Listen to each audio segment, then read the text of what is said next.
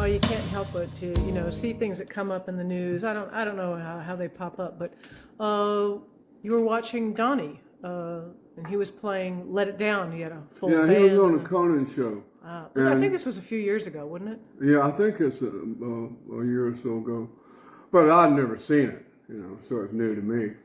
And he had a great band, horn section and everything. But he did "Let It Down."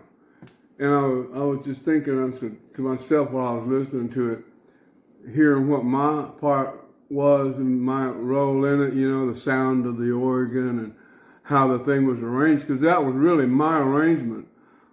George wrote it as a ballad, and can you remember how that went?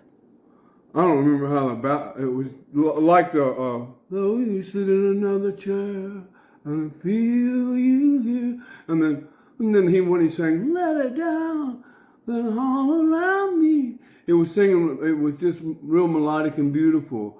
And when he was playing it for Eric and me, I said, "Man, why don't we kick it in the ass?" And it goes "Da da da, let it down." Go ahead and just rock it, and then come back into that beautiful stuff. Oh. And I played a powerful pedal to the metal Hammond organ on it. And it's just huge sounding, I don't know what I did to it, but maybe it was just my attitude when I was playing it. It just was amazing. It was really a special sound quality that each song demands a certain texture and sound and quality. And this one was one of them. And when I heard it rock and roll. Hell, he had, me and Eric and Carl and Jim. That was serious stuff. Serious band when you're talking about kicking something down. And but it was really, really cool it just hit me like to listen to my influence in that song when his son played it. That's amazing. I mean, I don't think anyone has ever talked about it, and certainly didn't give you the credit for doing that, because you changed the tone of the song. You completely changed it by doing that. Yeah. You've heard the acoustic version, I'm sure, yeah. Because that's what George played us. Right, I remember now. A real pretty ballad and all that. And we were rocking and rolling and firing it up, and Eric was at the zenith. He was at the pinnacle of his playing, with us. When you came up with that, what did George say? Anything to you, or just jumped on it? Nobody said anything. Well, that's great or anything like that. No, we just did it. Just did it and recorded it right. I mean, that was right then and there kind of a thing. And the horn parts, did you write the horn parts? No. That's Jim Price and Bobby Keys did those. But that was definitely my arrangement. I hadn't thought about that. I don't go around thinking about stuff like that. Well, till something comes up, and then you're like, oh man. Oh yeah, and then I go, wow, like I was listening to, his son, performance and voice and the band and the arrangement, and listening to the quality of what the organ was putting out, and see, Billy Preston was playing piano on it, and so I'm listening for everything because I was on the original. I was one of the creators of it, While we're on the subject of George, because a lot of people keep asking about the concert for Bangladesh and why you weren't there. I don't know. It was such a flurry of putting everybody together. I didn't go up saying, "Am I going to go? Am I going to get to go? Are you going to ask me?" No, that wasn't it. It was more concern about getting Eric, poured on a plane and then off of the plane. Yeah, he was having a hard time, because he was really at the height of being strung out, and he had to make sure something was at the other end when he got there. And as it turned out, it wasn't, and So it was a freak. They had to get Eric to the other side, and that was difficult. And Yeah, he and was then pretty sick at that they're time. having problems. They had Bob Dylan on the thing, and Yeah, Jesse Ed Davis, Indianette. oh, careful. But you want to start over? No, I mean, I was joking. Okay, I was 'cause joking. I mean, I was you joking. know, it's all right. He was an Indian. I was an Indian for a while. I was bona fide Cherokee Indian for a while, and then everybody fessed up about my great grandmother being black, so there went that Indian thing right out there.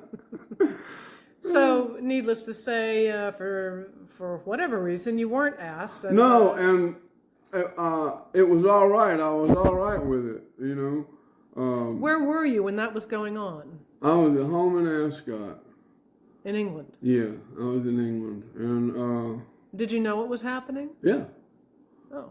But I just didn't go scratching on anybody's door saying, why am I not coming, or why are you not asking me, or any So of that. you could have been a chance that you could have gone had you done that. Possible, but it's not my nature. And well, I Sure don't, isn't. you know. So I guess you'd have had to have asked George, But that question never came up while he was still around. Well, it could be that because Billy Preston had such a history with them that was the. Well, Billy was a given, but he didn't play my part. He played his own part.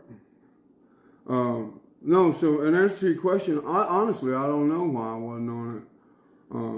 Never bothered I you. wasn't asked. Same thing with the concert for George thing that Eric and them did. I just wasn't asked. I think they were thinking, concentrating on Billy Preston for that, because that was pretty close to the end of his days.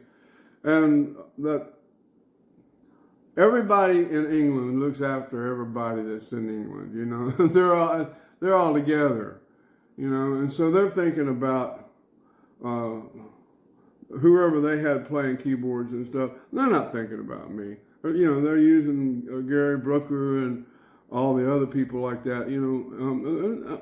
When I went on out of England, they can give me a second thought, I'm sure. But actually I'm not sure, because I don't know. I know that Eric played with me on Jules Holland's show. Yes, and he wanted to do that. Yeah, he wanted to do that, but that's another story, another episode. Well, we've done. We've talked about that before, but no, I don't know why I wasn't on Bangladesh. Probably should have been, could have been, but I wasn't, and I've never pined over it. It seemed like another clusterfuck. That's what they always are. It's just disorganized, and it just somehow or other it all kind of comes together. But a trauma for everybody there, something dramatic going down. There were very dramatic times then anyway, especially for Eric Clapton and everybody around him in his orbit. Pretty dramatic times for me, just kind of on hold, waiting. Well, sometimes that happens. Yeah, and it's all good, If you're creative, it's very difficult because you feel like you're losing your mind. It happens a lot. Yeah, well, if you just got not one busy. to lose, You know what I'm saying? Yeah. It happens a lot. Yeah. A lot of people have problems when they have nothing to do, or they. Yeah, well, I've always, like I said one time before, I've never been bored a moment in my life. I've always found something to do. There's always something to do. Even thinking and pondering, meditation. I mean, that requires a lot. You can be very busy on your own. Here's another question I wanted to ask you. Were you influenced by George's beliefs or the things that he was going through? Not really. It seemed very confusing, and in those days the Hare Krishnas looked like Hare Krishnas. They had a little thing coming out, hair coming out. That was it. Bald shaved, wore a robe, banged on things, and carried a little bag full of one guy. It was full of rubies, and It was kind of before I any. thought it was prayer beads, but it was a bag full of rubies. Yeah. Yeah. So it was kind of a hip thing to do at the time. Get Yeah, it hooked was, up with it. and they were real. I mean, they were in every port, every airport, seaport, port. You know, new port, old port. You know, they were there every time you turn around. Harry Christian was there trying to give you a book. That was really at the time sort of the only road that people knew of when we're talking about studying that sort of thing. And spirituality. And today it's completely different. Yeah, it's all different now. Things have changed. You know, they've donned different robes. You know, haven't we all though? But I appreciated what he was doing and how they felt about things. It just seemed too confusing for me because there were so many names and so many gods. Well, one, you know, is confusing enough, you know, but whatever your beliefs are. I think you were just confused by the whole thing and didn't. Yeah, you didn't understand it, and that's why that was. No, I didn't understand it, and even though I was given books and stuff and about it, and I read the books, and I didn't understand it. You know, it didn't. It didn't work with me. You know. Right. There are some, and were some that did. You know, and then I related Joel Goldsmith. Immediately it just clicked, you know, with me. And like the whole of us being who we are and what we are. The only thing was the where and the why, you know. Right. And now all those answers have.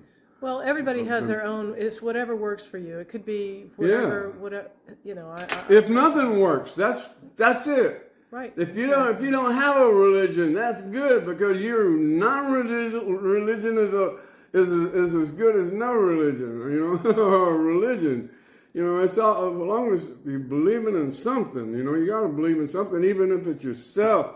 You got to start there anyway. You know, that's the core. That's the center of it all. You know, and go from there. Well, excuse me, it's a church studio T-shirt I got on. That's and Leon here we Russell. are, you know? That's Leon Russell's. That's Leon Russell's studio. That's Leon's studio, yeah. But, yeah, my dad was a preacher, and I've seen him slam that Bible so many times on the pulpit. But I always thought it was because he didn't understand it or wanted to so bad, and it didn't relate to him. He didn't correlate, you know. Well, in the days that you're talking about with your dad, he was actually studying metaphysical. Yeah, he was really confused. You know, studying all different kinds of things. Yeah, he was studying Mrs. Eddie Baker, and he was into a whole lot of metaphysical stuff. For a Southern Baptist preacher, it's like and who's into metaphysics. He was a closet physician. he was, but he never talked about that with me at all. But I just remembered all the books, you know. When I found all the books, I remembered all of his books, you know. And through my studies and reading, I thought, wow, my dad he was into this, he was into that, he was into this, and let me just say that metaphysics, it will make you crazy because you're trying to stamp out all these evil things. Meanwhile, thousands of other evil things are popping up. You know? So it would make people crazy. So it's a good thing that you know kind and of. And if you start out a little bit touched, yeah, a little bit touched, you will remain. Yeah. Oh, Lord. I think now we're getting off on stuff that we probably shouldn't get off on. No, probably. It's just a lot of fun. We're open to everything. Having fun. Just be open. Yeah. But no, George's beliefs and everything, I really wasn't influenced by that. I felt that was somebody else's thing. For me, no belief was good for me at the moment. Right. You know, at that moment, Understand. I didn't have anything extra baggage to carry around, you know. And that's what all that was for me, was baggage, you know, old baggage that I didn't like.